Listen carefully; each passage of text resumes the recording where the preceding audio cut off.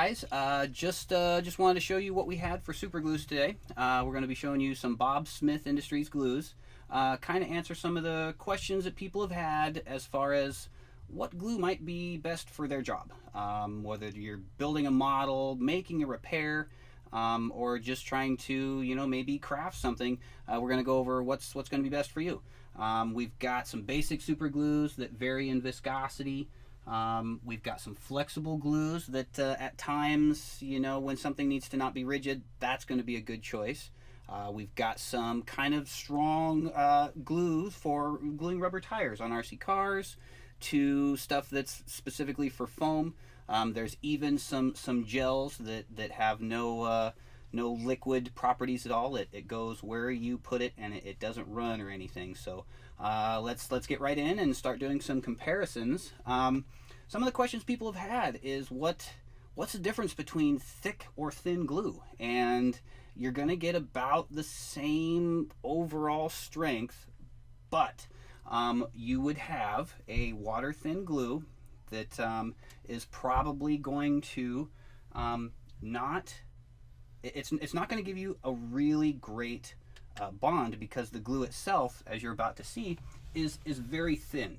You can do a drop and it runs, and it's very hard to get a small amount of glue.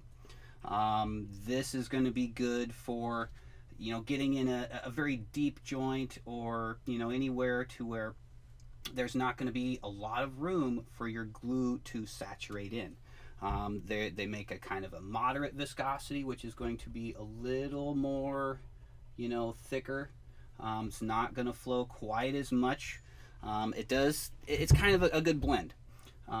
Followed by their thickest viscosity super glue. This is sometimes going to be good for irregular cuts, or something that it's a little thicker, and it is not opened. So that's going to be a very important thing.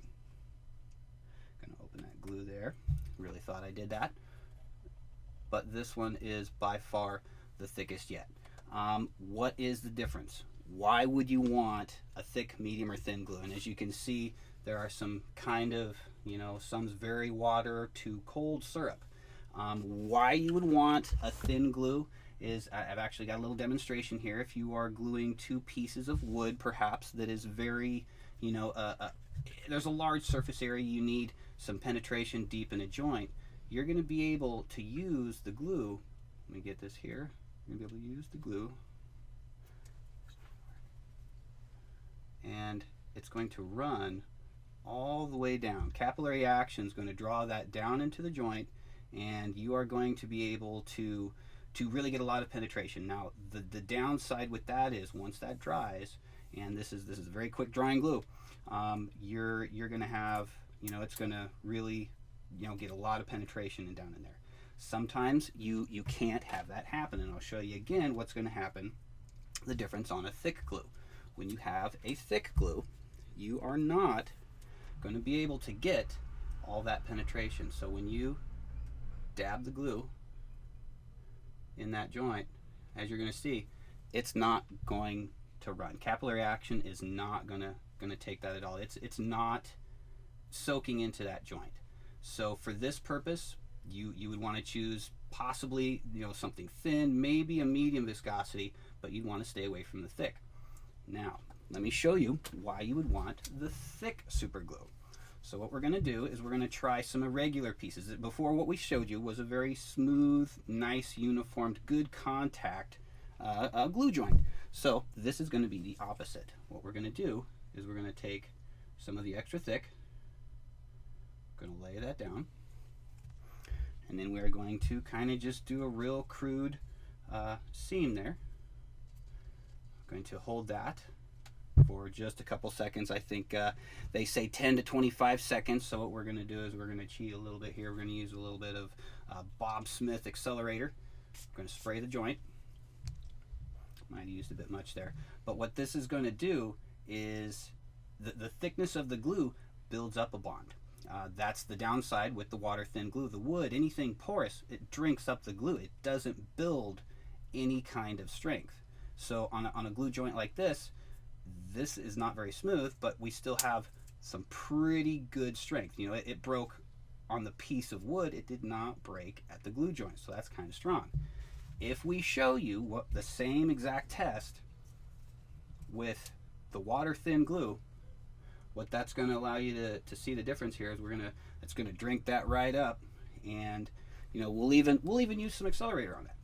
We'll try to get that dry just as soon as we can.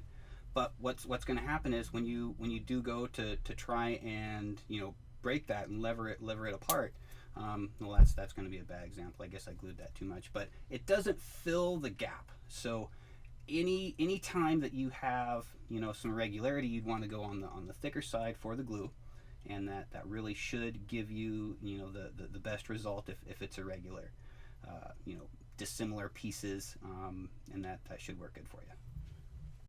Thanks for watching this Model Merchants video, and don't forget to check out modelmerchants.com.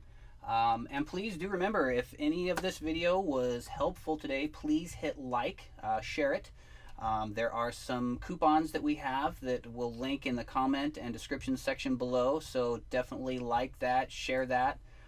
We just want to get the knowledge out there, and you know, please stay tuned. They're always changing, so so definitely check back with us, and happy modeling.